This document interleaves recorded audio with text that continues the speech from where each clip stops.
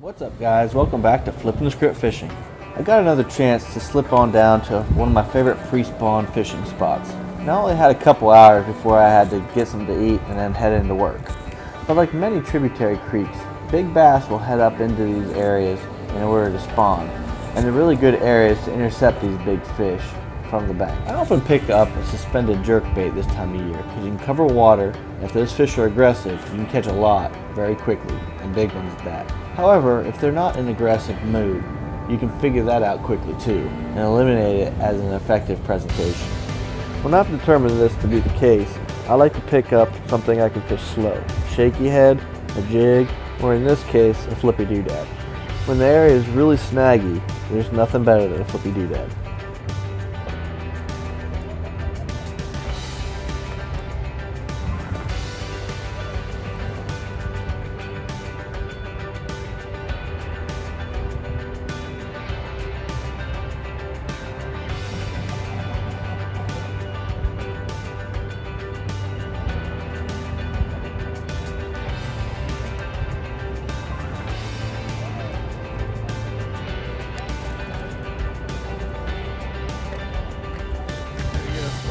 One on the board, a little tiny deformed smallmouth. Get this Rapala.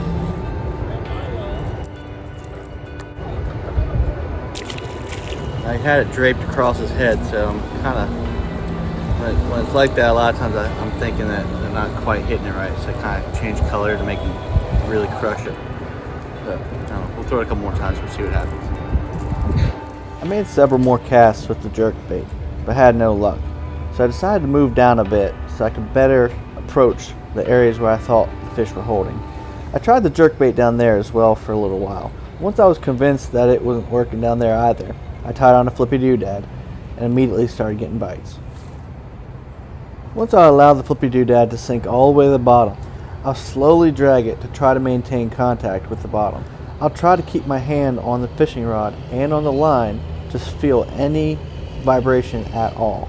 I like to use 10-pound braided line with a fluorocarbon leader, so that way it transmits any vibration, so I can detect even the lightest of bites and the difference between a rock and a fish.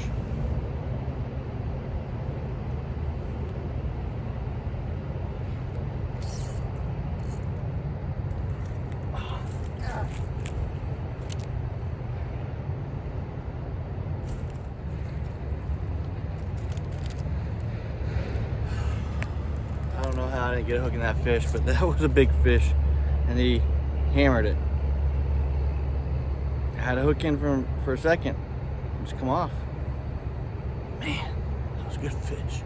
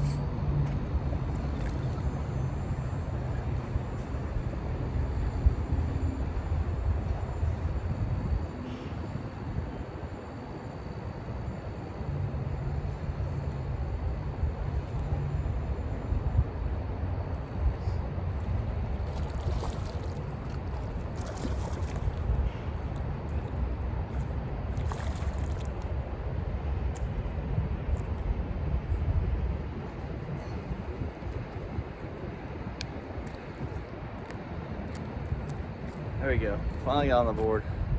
Decent keeper.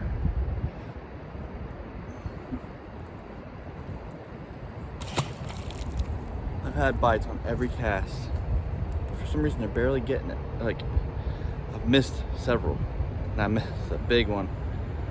And that one I barely had skin hooked. Just don't understand why I'm not getting a real good hook in them,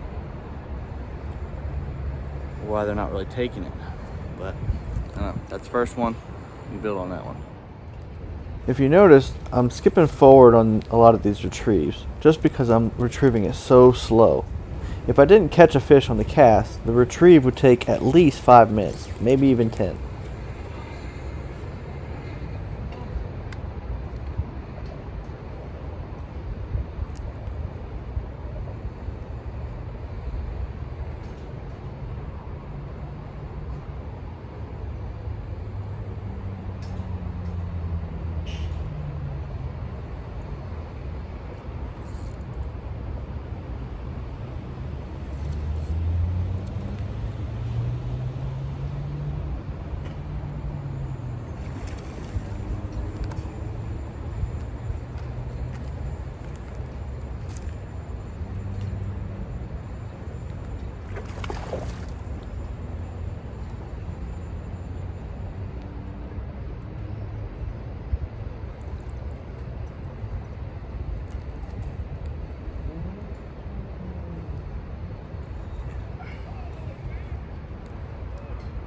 Check it out.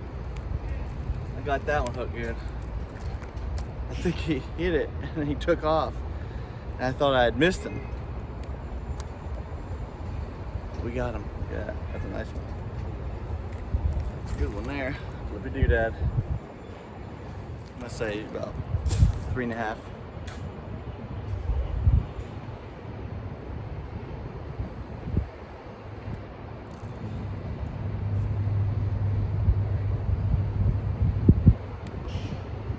.6.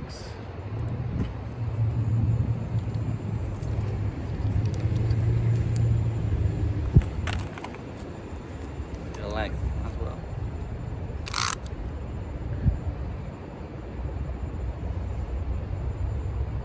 $19 inches. All right, let's get a release on this one.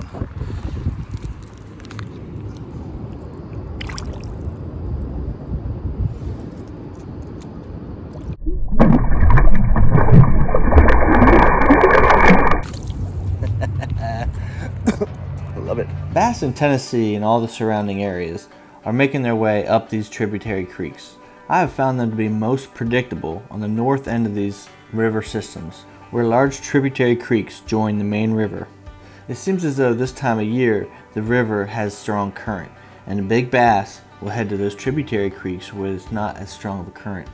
There's usually plenty of bait fish in there, a hard bottom, and shallow and clearer water where they can spawn successfully.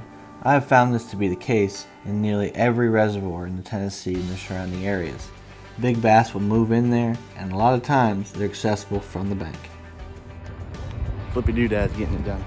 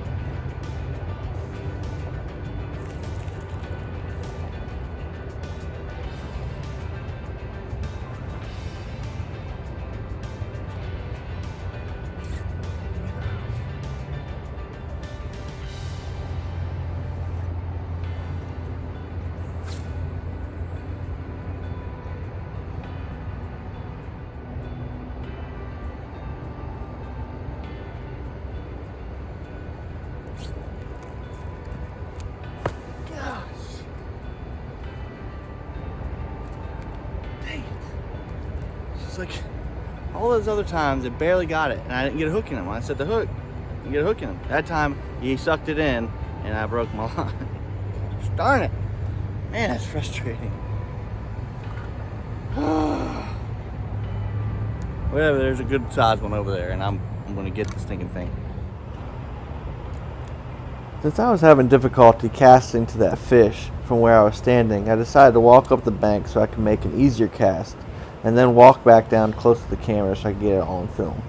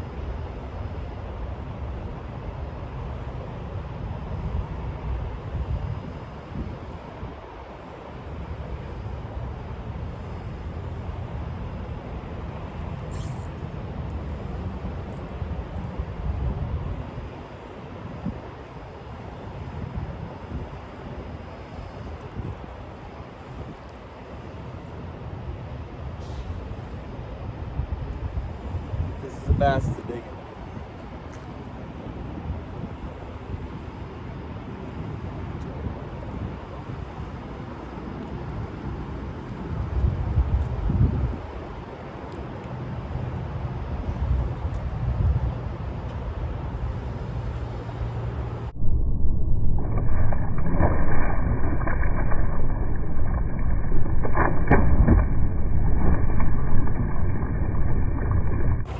Huge smallmouth.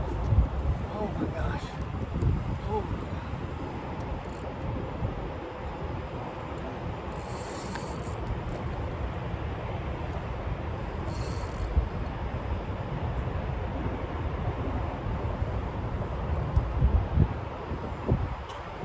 Oh, it's a largemouth.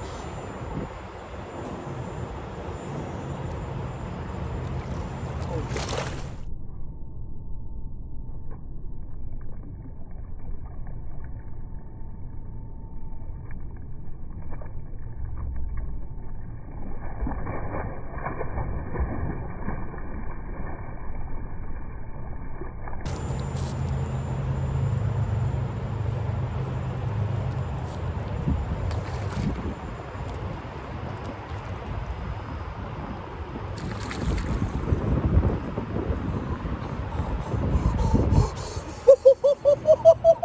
Holy cow! Look at the size of that thing! Oh my gosh! Flippy doodad! Holy cow! Oh my gosh! Holy cow! Look at the size of this thing! Flippy doodad, tell you it catches them. Look at the size of this thing! Look at that! We gotta get a weight on that thing. Oh my gosh! That's a huge smallmouth. Huge smallmouth. Oh my gosh, I'm shaking. Whew.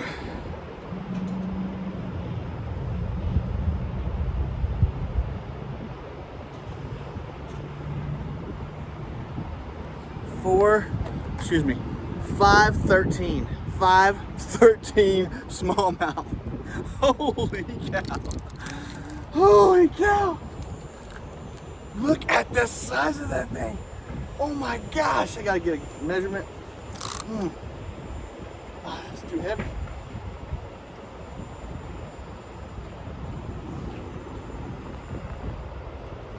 "21 inches, 16.5-inch girth. Look at that. Look at that beautiful fish. Oh my word.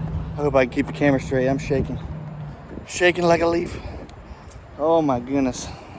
Look at that fish. Look at that fish, guys. Oh my goodness. Big smallmouth. There it goes. Yes, sir. Whoa! Whew. Man, that's a big fish. 513, 5 pounds, 13 ounces. Unreal.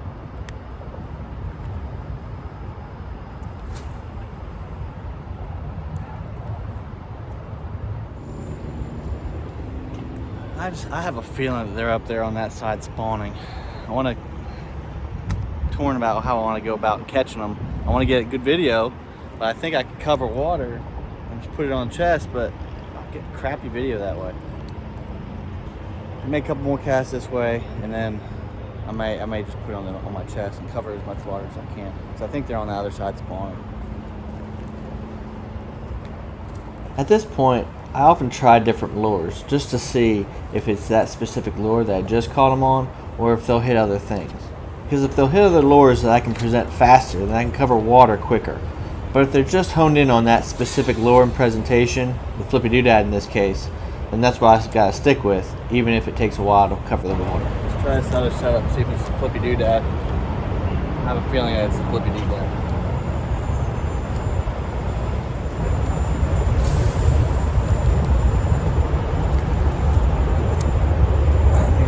Swim bait on this one of those driftwood hooks. These driftwood hooks are awesome, guys. I'm telling you, they're a little bit pricey, but they're worth it. I mean, they're amazing hooks. Once I got myself rigged up with a chest harness, I noticed a man down the way from me struggling with what seemed to be a big fish. What you got on there?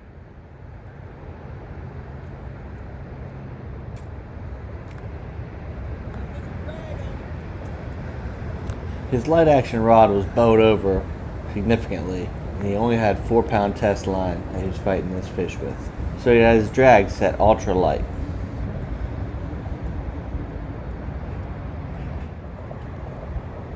I have time. Oh, I got you.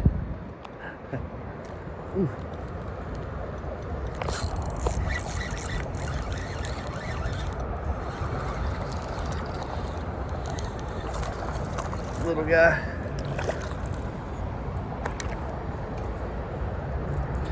Little baby.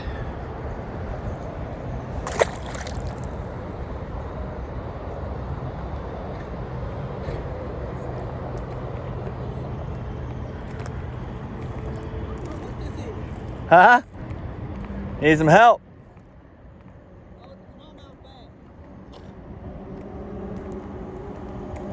I know there's some good smallmouth. That's what I caught was a big one.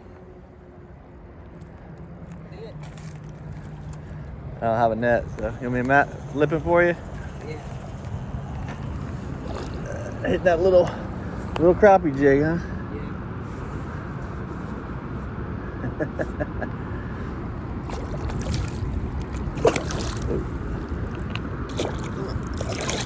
Yeah, that's a nice one there. That's a real nice one. Thanks, I appreciate you doing that. No problem. I'll take a picture of that. Ooh, look at that. Thanks, man. Yep. That's a beauty. Oh, man, I forgot my phone. God dang it. Yeah, I'll take a picture for you. Let me step this real quick. David caught this beautiful smallmouth with just a little crappie jig on 4-pound test line. Very impressive catch. Once David was good to go, I went back and I set myself up with a flippy doodad and a jerkbait. Since I had my chest harness set up, I could cover water with that jerkbait and then pick apart any cover or structure or any place I thought a fish might be holding with that flippy doodad.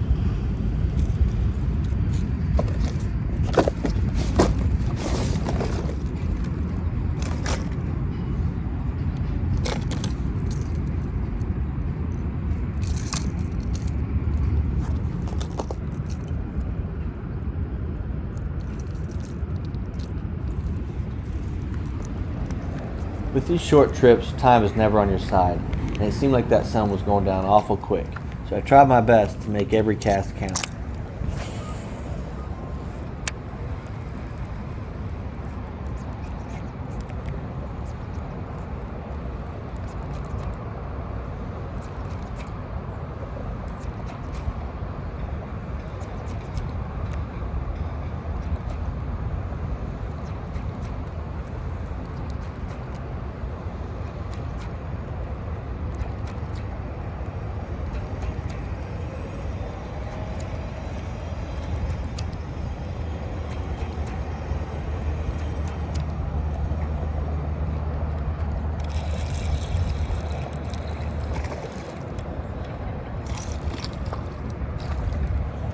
Little mess.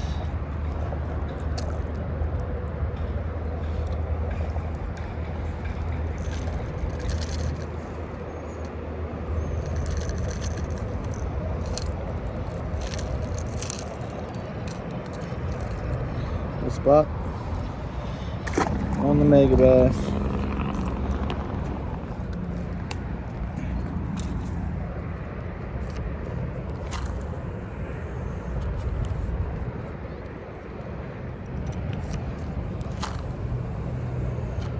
You can really see the versatility of the flippy doodad in this short clip. I had been fishing it deeper in ultra snaggy rock, but here I'm throwing it to shallow, flooded cover. These weeds and sticks would hang up most lures, but the flippy doodad had no problem coming through here and getting a good bite.